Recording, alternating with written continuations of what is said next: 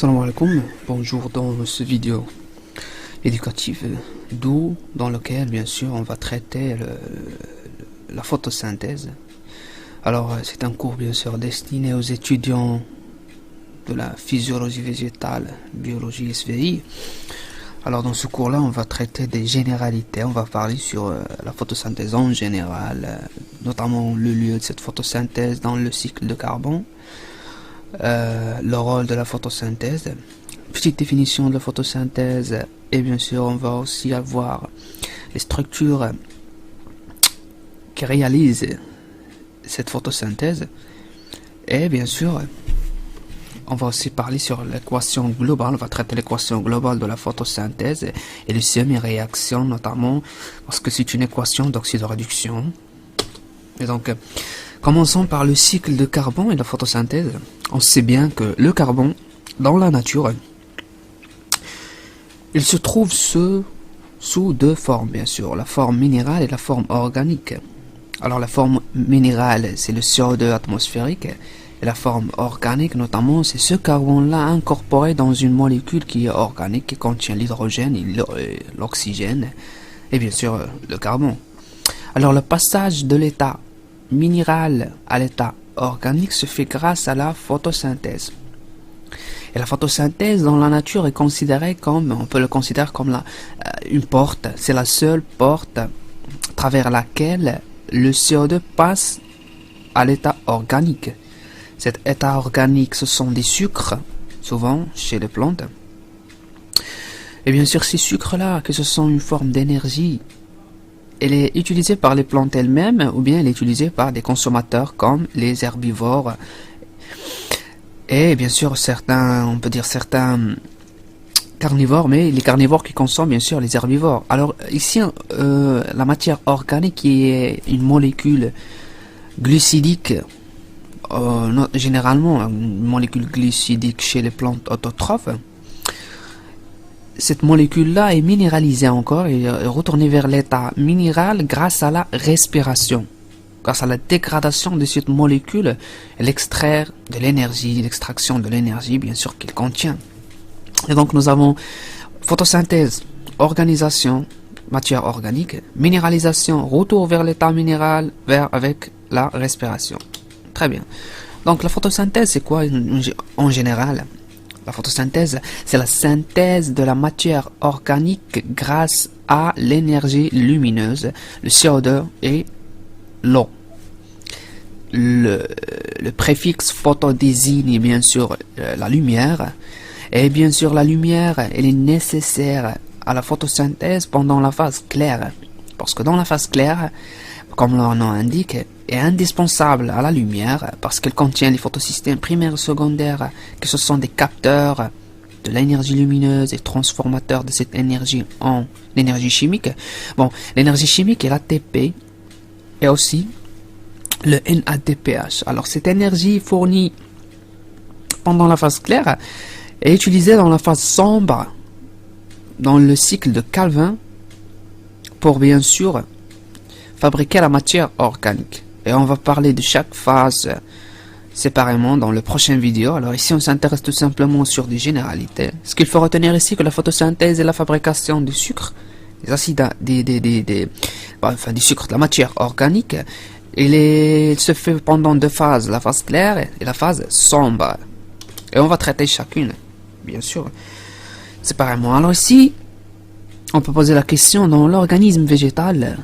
Elle est où, bien sûr, qu'il est l'organe responsable de cette photosynthèse? C'est la feuille. Pourquoi la feuille? Parce que la feuille contient un tissu qui est le mésophile. Elle est là.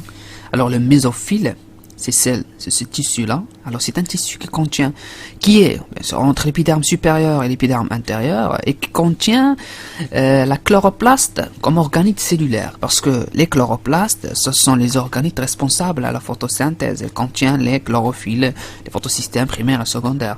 Et cette matière organique synthétisée au niveau des mésophiles est acheminée par le phloème vers les tissus de réserve, notamment les bulbes, des tubercules, des parenchymes, parenchymes de réserve. Ça dépend bien sûr de quelle plante on parle ici. Donc, C'est ça. Nous avons bien sûr au niveau des feuilles le mésophile. Le mésophile contient des cellules, contient la chloroplaste, les chloroplastes. Et aussi, alors ici, une petite note, c'est que l'épiderme supérieur et inférieur ne contient pas du chlorophylle. La chose, ou bien la cellule qui contient la chlorophylle, c'est les stomates. Ce sont des cellules, ce sont des petits orifices.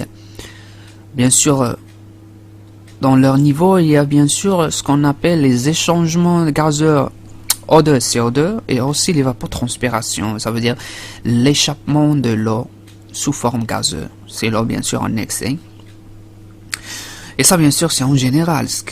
On peut aussi trouver dans certaines plantes que la tige aussi réalise la photosynthèse. Parce que dans certains tiges chlorophylliennes, il y a aussi des chlorophylles et donc il y a de la photosynthèse tout simplement. Et ce qui est très intéressant, c'est les chloroplastes. Alors les chloroplastes, ce sont des petites organettes, on peut les observer ici. Alors c'est une image prise par un microscope électronique à balayage. Alors ici on voit bien sûr la structure belle de cette chloroplaste et aussi notamment la présence de ce qu'on appelle les graines d'amidon. Alors les graines d'amidon, ce sont voilà les petites bulles blanches ici. Ce sont de l'amidon, c'est la forme de réserve chez la plante après l'accumulation, la synthèse et l'accumulation du glucose. Alors ce glucose-là, il s'accumule dans des graines d'amidon, tout simplement, ce qui est bien sûr présenté ici, en blanc. L'ultrastructure de la chloroplaste. Bon, l'ultrastructure de la chloroplaste est assez simple. On observe qu'il y a la présence d'une membrane externe et une membrane interne. Il y a l'ADN chloroplastique, enfin chloroplasmique, chloroplastique. Il y a ce qu'on appelle, ce qui est très intéressant à retenir de tout ça, c'est les stromas. Stroma bien sûr, parce que c'est le lieu de la phase sombre, cycle de Calvin. Et les thylakoïdes. Alors les thylakoïdes, ce sont les petits disques ici présentés. L'ensemble des thylakoïdes, on les appelle granules. Pourquoi les thylakoïdes sont très importants? Parce qu'au niveau de thylakoïdes, dans leur membrane, on trouve ce qu'on appelle les photosystèmes primaires et secondaires. Et au niveau de leur membrane, qu'il y a bien sûr les chlorophylles A et B. Alors ici, on peut les constater. Et leur répartition au niveau de la membrane. Ici est un schéma explicatif. Ici, on observe le photosystème secondaire, photosystème primaire, avec un système de transport d'électrons et un ATP synthase. Alors, les photosystèmes secondaires et primaires fabriquent le NADPH, l'énergie NADPH, et l'ATP synthase, bien sûr, fabrique ce qu'on appelle l'ATP, ou bien la photophosphorylation. C'est la forme d'énergie nécessaire dans la phase sombre pour le cycle de Calvin, tout simplement. Très bien. L'équation globale de la photosynthèse. On sait bien, l'équation globale, c'est assez simple. 6 molécules de dioxyde de carbone plus 12 molécules de H2O plus l'énergie lumineuse va nous donner bien sûr la molécule de glucose, C6H12O6, plus les 6 molécules de dioxygène et bien sûr l'eau. La question que se pose ici, c'est ce oxygène-là est à l'origine de quoi? Est-ce qu'à l'origine de clivage de cette molécule de CO2 ou bien elle est à l'origine d'eau, de cette 12 molécules d'eau ou bien de cette molécule de CO2? Alors pour répondre à cette question, ce qu'on fait c'est assez simple. On a réalisé bien sûr le bilan de la photosynthèse par un marquage de l'eau. Comment ça? Alors le marquage est une méthode utilisée pour faire suivre certains atomes durant bien sûr une réaction donnée. Alors ici c'est la réaction de la photosynthèse comme ici, mais la différence entre la première et la deuxième c'est que pendant la première ici on a marqué l'oxygène de l'eau avec un oxygène 18, atome d'oxygène 18, et après la réalisation de la photosynthèse, on a observé que l'oxygène marqué se trouve dans le dioxygène libéré, alors qu'on ne le trouve jamais dans la molécule organique. ce qui indique que l'origine de l'oxygène jeté par les plantes est à l'origine de ce qu'on appelle la photolyse d'eau. Et bien sûr, l'autre oxygène, qui est l'oxygène de la molécule d'eau, est un oxygène à origine de la molécule de dioxyde de carbone. C'est quoi ça? Alors, ça indique que l'oxygène est une molécule à l'origine de la photolyse d'eau. Et c'est une réaction d'oxydation. Ça veut dire qu'il y a une oxydation de cette molécule d'eau vers l'oxygène. C'est le couple H2O. Et notamment, il y a ce qu'on appelle une réduction, parce que c'est une réaction d'oxydoréduction, et notamment la réduction de cette CO2 qui est oxydée ici, vers la molécule réduite qui est le C6H12O6. Comment ça? Alors voilà les deux semi-réactions de la photosynthèse. Premièrement, nous avons deux molécules d'eau, va nous donner une seule molécule de dioxygène avec 4 protons et 4 électrons.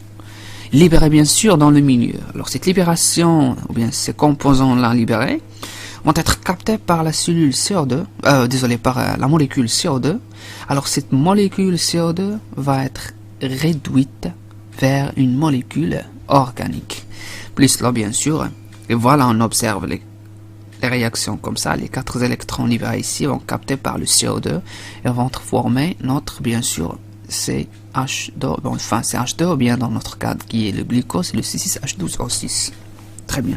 Donc ça c'est en général bien sûr la photosynthèse.